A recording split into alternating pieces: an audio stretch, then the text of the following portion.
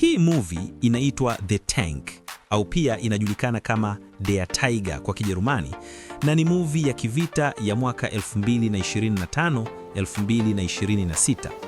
Hapa kuna muhtasari au storyline yake unayoweza kutumia.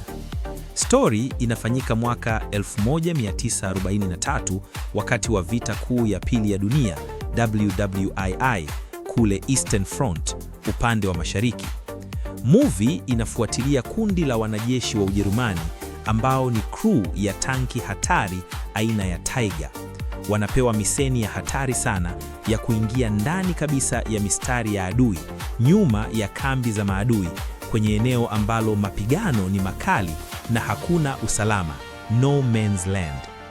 Wanapambana na maadui wenye silaha kali huku wakijaribu kuliongoza tanki lao kupitia mazingira magumu na hatari.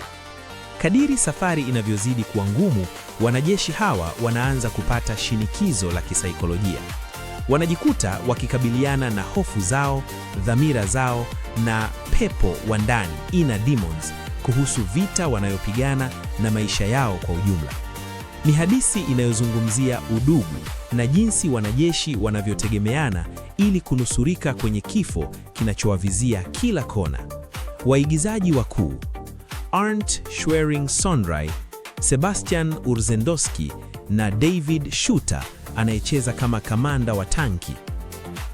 Asante sana, usisahau subscribe, like na comment ili uwe wa kwanza kupata mpya next time.